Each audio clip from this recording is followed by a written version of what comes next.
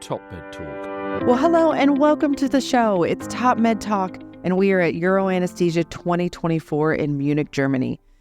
Euroanaesthesia is the annual congress of the European Society of Anesthesiology and Intensive Care. Now, I'm Desiree Chappell. I'm your host. I'll be hosting this conversation. We just want to give a big shout out to ESICM, or the European Society of Anesthesiology and Intensive Care, for the support to have us here in the exhibit hall. It's been a phenomenal meeting. I know we keep banging on about it, but really the scientific program has been fantastic. The exhibit hall has been buzzing with a ton of energy, lots of delegates around. The Innovation Village has been innovative. I mean, we have seen a ton of people coming in and out and really enjoying those conversations. So if you haven't, please do check it out at ESAIC.org. That's ESAIC.org. A lot of the conversations that we've had have been about the different committees and all the different resources that ESICM supports their colleagues for. So please do check that out. Well, Marcus Klimek, the chair of the Examinations Committee, who is joining us, who is here to talk to us about something that maybe is not so much on the examinations at this point. Indeed. Good afternoon. But it's coming up. Marcus, thanks for coming back. It's a pleasure to be here again with you, Desiree, and I'm very happy to have the opportunity given by you and Top Med Talk to talk about one of my scientific hobbies, to say it that way. Because in Rotterdam University Medical Center, Erasmus University Medical Center in the Netherlands, I'm the research coordinator for a project which is called Music as a Medicine. And we just chatted about this yesterday after our previous talk, and we both had the feeling this could be a new talk again. And here we are. So on Top Med Talk, we love to diversify everything that we discuss as far as different therapies and medications and medical devices and all those things. So when you were talking about music as medicine, I was like, I love this. We've actually had pet therapists on, and different modalities, a lot of about meditation and wellness and things like that. So I think this is an area that sounds like it's evolving. So tell us a little bit more about this. I think it's all about the non-pharmacological interventions dealing with the big five, the five major complications after surgery: anxiety, stress, sleep disorder, pain, and delirium. Most patients take it for granted that after surgery you have at least one of these five. In the classical surgical complications checklist, the Clavine Dindo, there are things like bleeding, anastomosis, leakage, and other stuff is mentioned there. But these five are not mentioned. And we think these big five, which are normally treated with drugs like opioids and benzodiazepines, which also can create dependency and cause other problems. Chronic issues. Yeah, and even might contribute to the existence of delirium as well. We are seriously, scientifically, evidence-based, looking for solutions on the non-pharmacological side, and music has turned out to be one of them.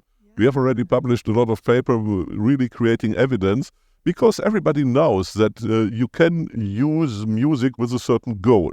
If you want to go to the gym, you take pushing up music. If you play the flute in major, you get spring feelings and love feelings. And if you play the cello in minor, you might become a little bit depressive. And so we all know that music has effects. But if we say music is a medicine, music as a medicine, music is a medicine, we say music is not a candy, music is like paracetamol. And if that's our job in our Erasmus Music Lab from Erasmus University, where we really study what is the dose of music you need, what is the half-life time of music, how many times you have to redose it to keep the effect. Is the same music working for everybody? We all know that there are, for example, some paintings like Mona Lisa where the majority of the world says, this is a really nice picture. But would everybody say so about a certain piece of Mozart? Or are there people who say, I'm grown up in the desert of Sahara and I've never heard this crazy music before. I love Arabic pentatonic. And we did not check it out as a therapy yet so far. We have done several studies, especially in people with, which is called from sociology, higher cultural capital. Higher cultural capital. Yeah, you have a higher cultural capital if you have been fed up with culture as a child. Your parents took you to the museum, your parents took you to a classical concert, you have read more books than only the telephone book. This means you have a cultural capital, and we have done a lot of research with these people, and there we see the effect. But paracetamol also works for everybody. So if we claim music as a medicine, we should really try to reach more people and to show efficiency in all populations. And then we can find out, is a general piece of music which works, or is it, for example, the property of the piece of music? We have some indications so far that your favorite music works best. Patient dependent. It's patient dependent. Yeah, this gives a new note to the whole research in it. No pun intended. A different note. This made us thinking about why does music work and how does music work.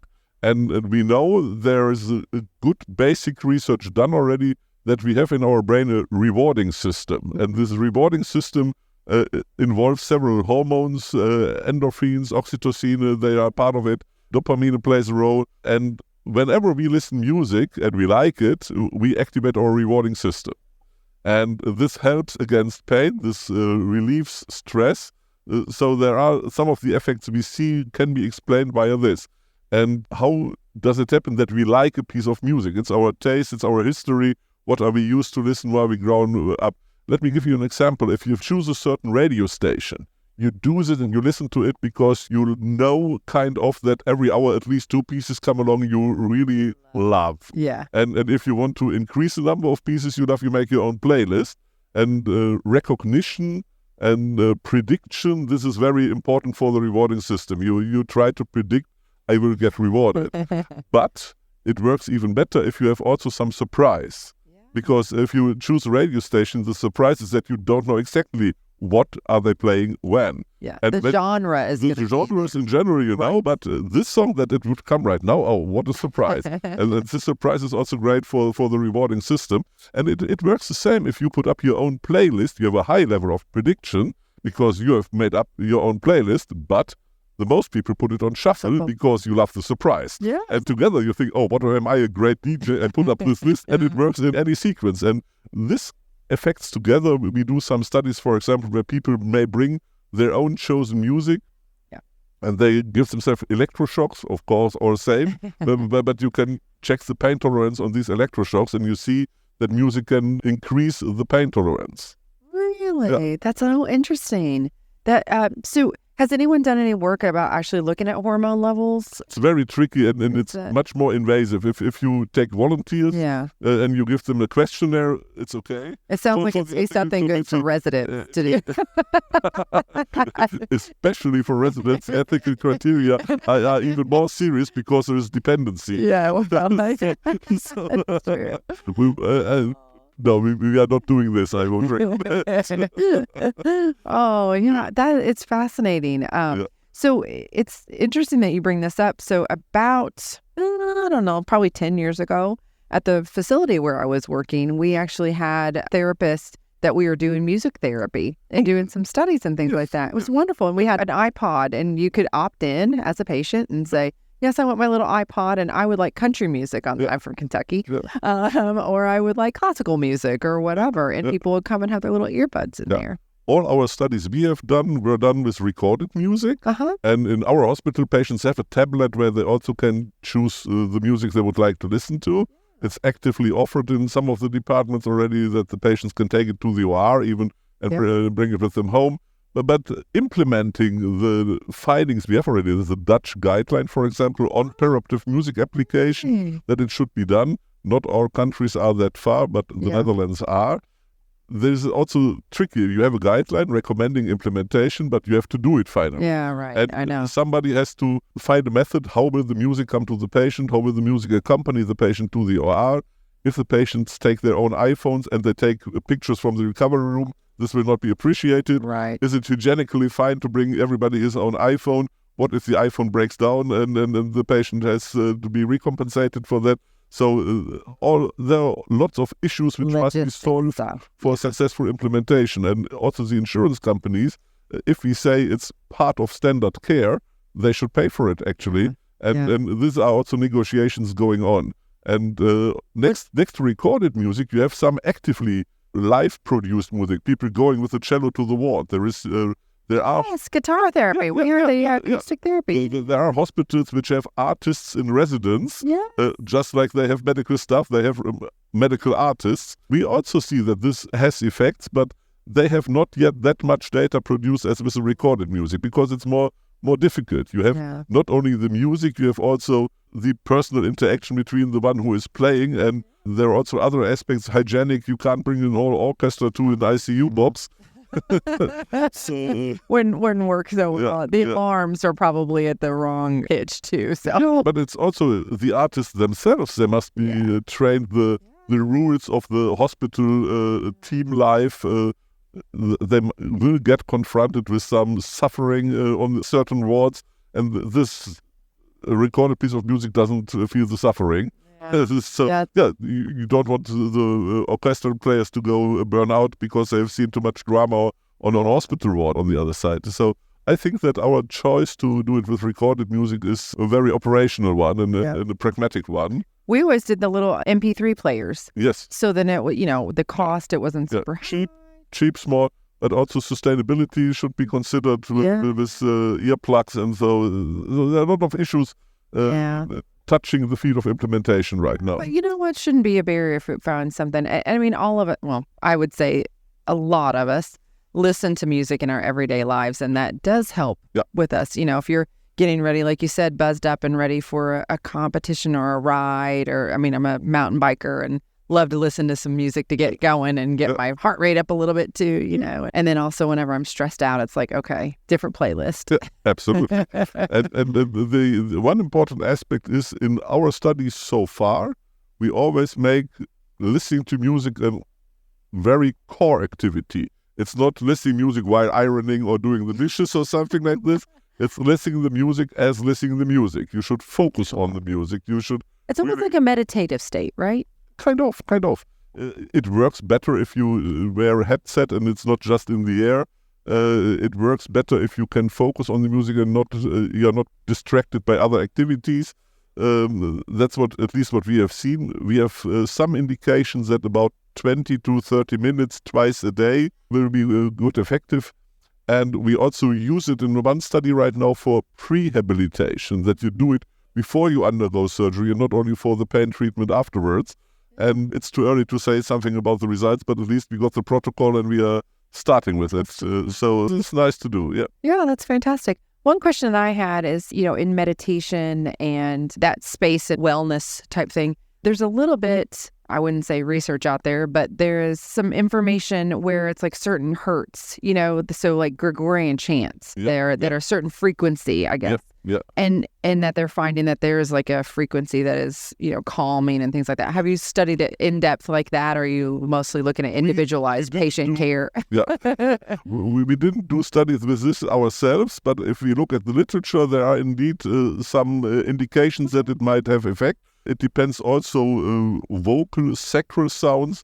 Islamic prayers have shown to be effective. There is a study I'm aware of. So there is a lot of stuff going on. And maybe it is interesting, if the patients may choose their own favorite music, they may bring what they listen at home as well. Yes. But if we ask patients, what do you think is the best music to treat pain, they make different choices. Oh, that's interesting. Because your favorite music doesn't automatically have to be the music you would to listen against pain.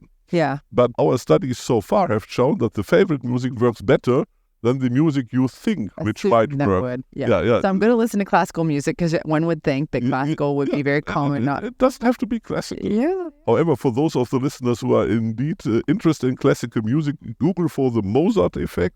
You will find KV448. This is a piano sonata for four hands, and the part 2 of it. This is considered to be the best studied classical music right now, and they have shown several effects on less epilepsy in children, cows giving more milk. You can go on different aspects of it, and this is some of the pieces like Mona Lisa, where everybody says kind of nice, kind of effective. Yeah. Wow, fascinating. So, I love this. We should be definitely, opinion, of course, but looking in other spaces rather than just having, pharmacology to treat. We have to have different modalities and adjunct. Yeah. It's not alternative, it's complementary. Yeah, that's a wonderful way to say that. Yes, and I love that. And the fact that many of us would love to be able to listen to our music instead of focusing on the operating room when we're headed into surgery, I think is wonderful to be able to offer that. So very cool. Where can people find more information about this? We have an own website of the Music as a Medicine from Erasmus in Dutch, but the website is also translated to English. if you Google on it, you most probably should find it. If you combine Erasmus, Rotterdam, and music, you will have it. You'll figure it out. All right. Well, maybe I'll get the website from you afterwards, and we'll signpost people to it. For sure. Yeah. That's a good one. Yeah. But maybe one. I just get the idea to tell about another interesting observation we make, and which confirms previous studies by others. If you talk as a researcher with a patient or volunteer about pain, we see that there is also some gender communication involved. And if the researcher is female and the patient or the volunteer is female, they behave different than if there is a gender discrepancy between the two. Same gender means higher scores. You are more open to one of your own group, your own peers, to talk about it's not going that well, I feel the pain, it hurts really. Yeah. Whilst if it's crossing, female to male, male to female, you try to play a little bit cool to stay more attractive. It seems to be an old evolutionary concept. Yes. Like, I don't want to show my pain. Because I might become less attractive. Yeah. Oh my gosh. Okay. But it's good to be aware of this, because for the study design, it's very important that we try to avoid these kind of biases. For sure. Yeah, absolutely. Marcus, fascinating conversation. Thank you so much for coming back. And thank you for listening to Top Med Talk. You can always find us at topmedtalk.com. We're on your favorite podcatcher. We're on your favorite social media platform. YouTube is a new one for us. Like us, give us a thumbs up, subscribe. Every little bit helps to keep Top Med Talk free and open access to the world. And lastly, we couldn't have done this without the European Society of Anesthesiology and Intensive Care. Thank you so much from Top Med Talk. Cheers, everyone. Top Med Talk. Thanks for downloading Top Med Talk. Don't forget to subscribe, check us out on YouTube, and of course on social media. We're on Instagram, Facebook, and X. Also, it's important to remember that Top Med Talk is the broadcasting arm of EPPOM, evidence-based perioperative medicine. We'd love you to find out more about that, and the way to do that is eppom.org. Check out our website and find out about some of the incredible conferences we're going to be arranging across the year. eppom.org.